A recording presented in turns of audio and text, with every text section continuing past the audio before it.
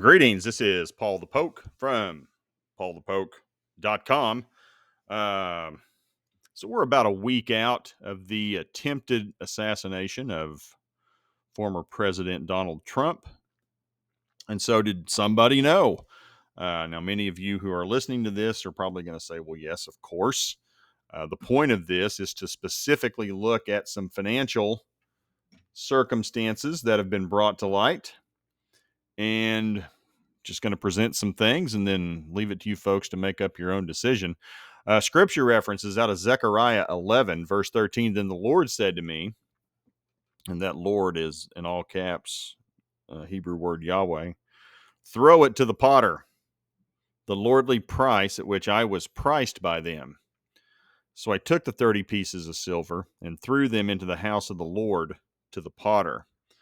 So, one could argue that Lord Yahweh, that would be Jesus talking, or the Father talking, the price at which I was priced, Jesus was priced, 30 pieces of silver, into the house of Yahweh, of God. Okay. So, that was roughly 480 years before Christ. The Lord Yahweh spoke to the prophet Zechariah. He told Zechariah his son or himself, take your pick, would be bought for a price of 30 pieces of silver.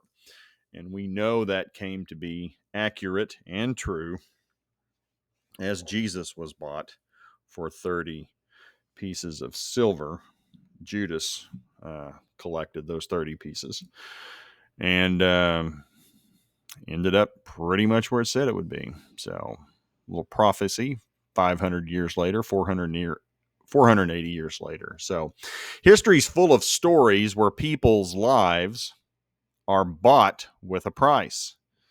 Now, that said, am I equating Trump with Christ? No, I'm not. Far from it. The point is that all throughout history, people's lives have a price. And recent history has shown where somebody always knows something. Parties have been shown they are willing to put money at risk in the markets on the probability of a particular outcome. So, remembering 9/11, when evil parties went short the market and short particular stocks on the potential outcome of a terrorist attack on the Twin Towers in New York City and the Pentagon in Washington, D.C. Also, we had the plane down in the field in, of all places, Western PA.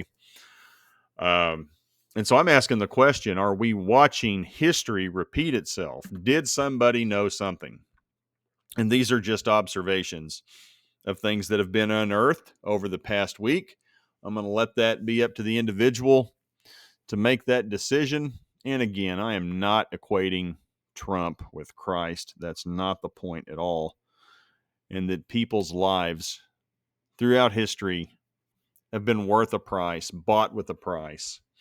Somebody's had a price on somebody's head. Somebody stands to make profit from insider information on a possible outcome and how that would affect things economically. So I'm going to go to Jim Rickards. And for those of you who do not know Jim Rickards, New York Times best-selling author, sold out, The New Great Depression, Aftermath, The Road to Ruin. He's also been involved with our government, with the CIA, and he makes the comment, this is straight out of the Project Prophecy AI algo I co-developed for the CIA. Massive put buying in American Airlines and United in the 3 trading days before 9/11 was the tell. This time it was Truth Social stock. And so you got to think about that too. We are 23 years post 9/11, and I would think they have gotten much better at tracing electronic transactions of who did what. And this initially, I first saw this from Died Suddenly on X, Twitter, whatever we want to call it. And we'll take a look at his post. Soon to be unmasked entities bet that President Trump's ticker symbol, DJT, and be Truth Social, stock would plummet one day before the assassination attempt.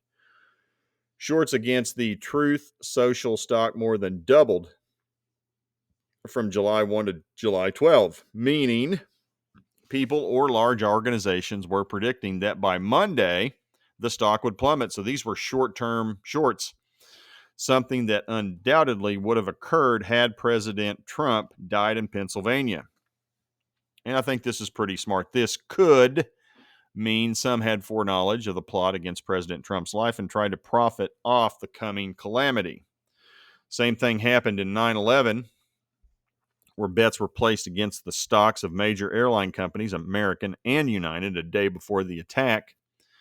An investigation showed that in both cases, a single entity and a well-placed insider newsletter tipped off investors to miraculously bet against the top two airlines in the USA, who took a major hit after the hijacking. So here's the stock, had gotten as high as, say, $42 and had fallen down to essentially 37. So you're like, what, 5 of 42? Somebody had made just shorting it 10-12% just on the short itself of the actual price of stock. Now, if you're buying puts and stock option contracts, that's a whole nother thing. You're dealing with some serious leverage there. And you're going to see these folks stood to make billions with a B, billions of dollars had this come to pass. It did not, obviously, but there's the stock chart of the events, and is what it is. Shadow of Ezra. This is fascinating. Not only did Austin Private Wealth short 12 million shares of DJT stock before his attempt at assassination, they also shorted 34 million shares of Rumble at exactly the same time.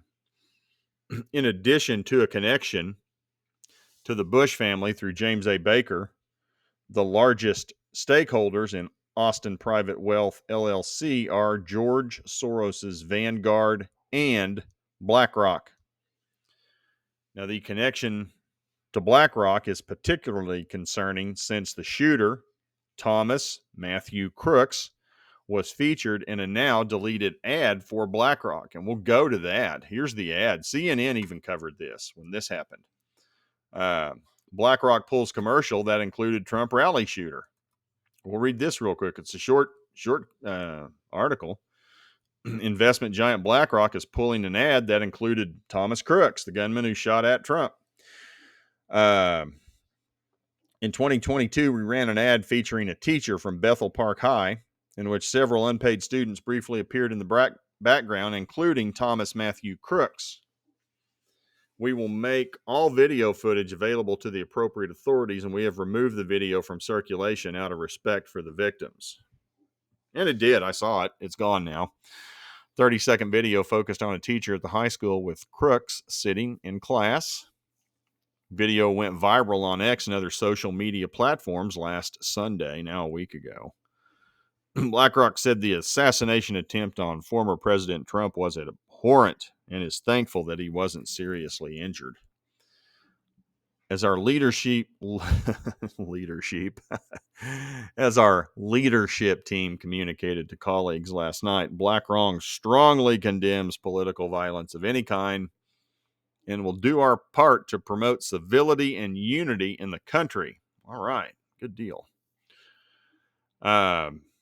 BlackRock is a major investor in gun companies, including Sturm Ruger, an American outdoor brand, the owner of Smith & Wesson. So, I mean, they're playing both sides of this. They own gun companies. And now, in quarterly earnings Monday, the world's largest money manager said its assets under management had swollen to a record $10.6 trillion.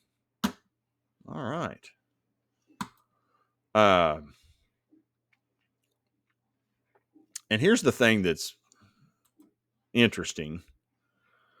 So 12 million, okay? And they're going to tell us that this was a clerical error. So, if you're looking at a keyboard, you type 1, 2, and then the error was that you hit that 0 6 times. And they expect us to believe that. is what they're getting ready to tell us. And here's a little bit about Austin Private Wealth. Almost $1 billion of assets and holdings. 16, about 100 was sold.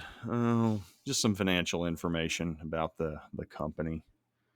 You guys can read that if you want to at your own leisure. But here's the here's the put for Trump Media, and here's the put. 34 million shares short. Put is a short for Rumble. So they stood to make crazy money on this if it would have happened.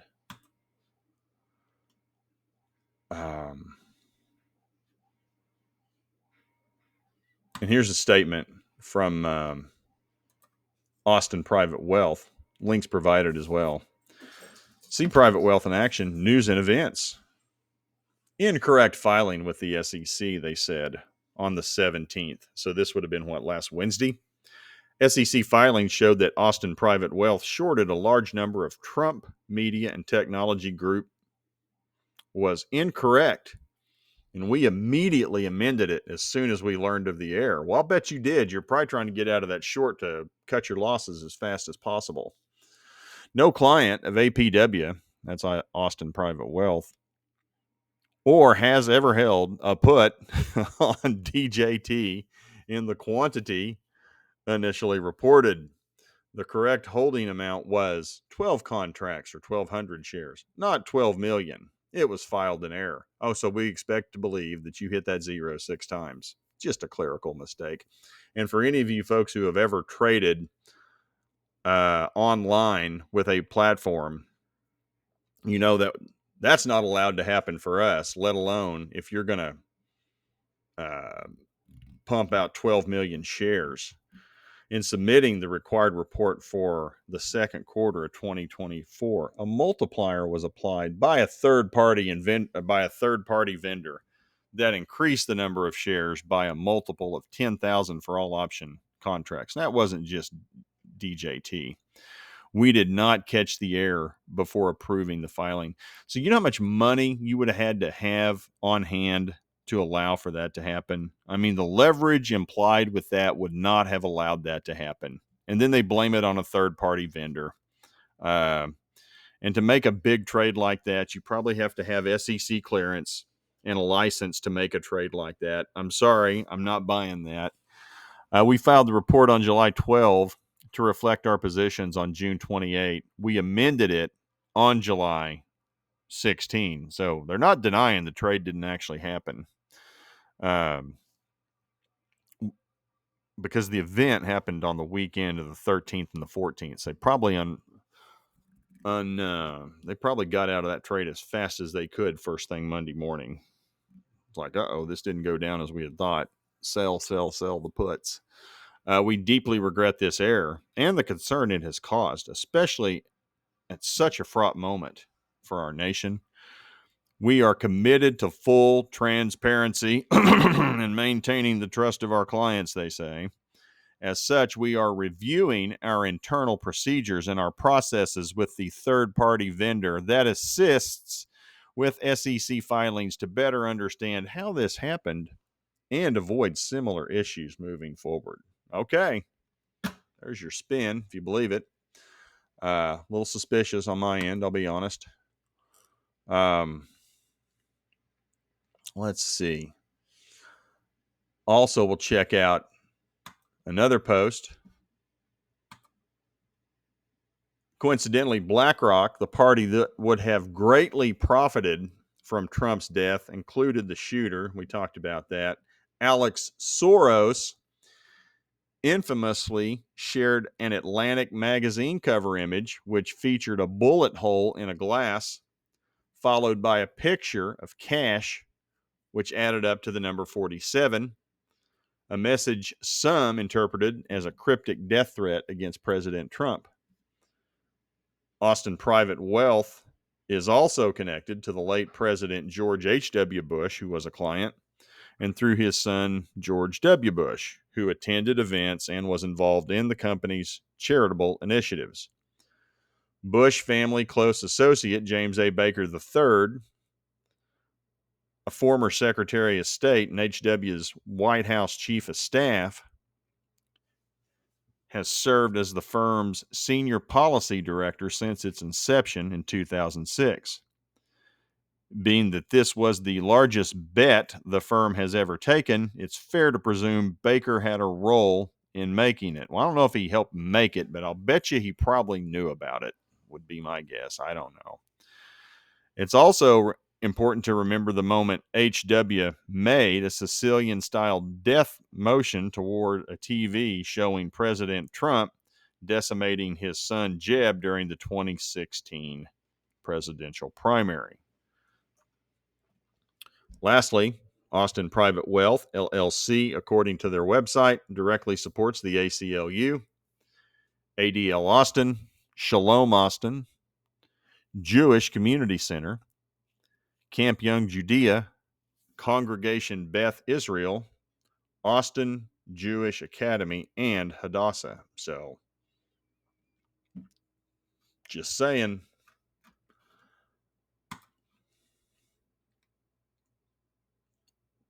And there's the statement on the incorrect filing with the SEC from Austin Private Wealth.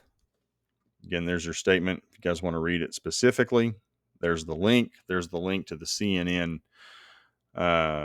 commercial being removed. And then there was this from Josh Hawley 2 days ago on the 19th. Whistleblowers have come forward and they tell me most, in all caps, of Trump's security detail working the event last Saturday were not even Secret Service. DHS assigned unprepared and inexperienced personnel. Well, that was pretty obvious from watching some of that go down. And again, I'm just looking at this from the money standpoint. I'm not looking at this from ballistics. I'm not looking at this from the standpoint of who was hired to cover Trump. Internal memos regarding Trump's security detail and Trump's request for an additional security. I'm just looking at chasing the money of this. And then this popped up. Josh Hawley, senator from Missouri, sent a letter to Secretary Mayorkas, Department of Homeland Security. Our right to raise concerns brought to me by whistleblowers about your department's stunning failure to protect former President Trump. As secretary, you are ultimately responsible for your agency and components, including the U.S. Secret Service. Whistleblowers who have direct knowledge of the event have approached my office. According to allegations, the rally was considered to be a loose security event. Detection canines were not used to monitor entry and detect threats in the usual manner. Individuals without proper designations were able to gain access to the backstage areas. Department personnel did not appropriately police the security buffer around the podium and were not stationed at the regular intervals around the event's security perimeter. Whistleblower allegations suggest the majority of DHS officials were not, in fact, Secret Service agents, but instead drawn from the department's Homeland Security investigations. This is especially concerning given that HSI agents were unfamiliar with standard protocols typically used at all these types of events, according to the allegations. As a member of the Senate Homeland Security and Governmental Affairs Committee, which has oversight jurisdiction over your department, I will continue to investigate your department's role in the staggering security failure on July 13. Unfortunately, your department has not been appropriately forthcoming with members of Congress, abruptly ending the only call with Secret Service before most senators could even ask a question. Completely unacceptable and contrary to the public's interest in transparency. Instead, we have learned more from whistleblowers than your department's officials. I will continue to protect the anonymity and confidentiality of all who contact my office and ensure they receive the full protections under the law to which they are entitled. so that my office can continue its investigation into the events of July 13, please provide the following information no later than 7 days from now. Questions. How did DHS determine to staff the event, including any decision to rely on state or local officers? What percentage of the DHS agents at the event were from HSI, Homeland Security, rather than Secret Service? Were a majority of the officers at the event drawn from HSI or DHS rather than Secret Service? If so, why? Number 3, were Homeland Security agents properly trained in staffing these types of events? 4, did gaps exist in the security perimeter? And were the usual protocols followed for the use of canines and magnetometers? Number 5, were agents not properly stationed around the podium? Number 6, were the standard protocols followed for issuing designated pins to vetted personnel that are allowed backstage? And 7, how long did agents physically spend on the ground surveying the site before the event? Did any paperwork obligations prevent a longer and more robust site survey? I await your response, Josh Hawley, U.S. Senator from Missouri. So he's on it. And then I'll close. This is from Harrison Smith. And he's host of American Journal on Alex Jones' InfoWars. And I think this is a pretty good summary. We had the CrowdStrike mess, software mess from a couple of days ago. And he just kind of, here's what's happened. This is a recap of what happened. Hillary Clinton was Secretary of State. She was illegally funneling sophisticated weapons through Libya to terrorists in the Middle East in an effort to take out Assad and Syria for Israel. When the weapons transfer went sideways and the U.S. ambassador was killed in Benghazi, it was discovered she was using an illegal private server for secret communications. She destroyed the server, allegedly, but not before its contents were leaked by WikiLeaks, hence Julian Assange, for those of you who remember, including communications about bizarre occult rituals and inexplicable code words involving children and pizza.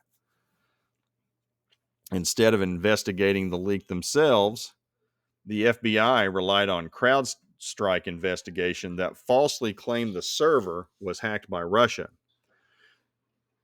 The FBI cleared Clinton despite admitting she broke the law and launched the Russiagate investigation using more fake Clinton campaign disinformation to tie Trump to Russia to get a FISA warrant and spy on Trump while leaking dirt to the press to undermine his first campaign, then his presidency.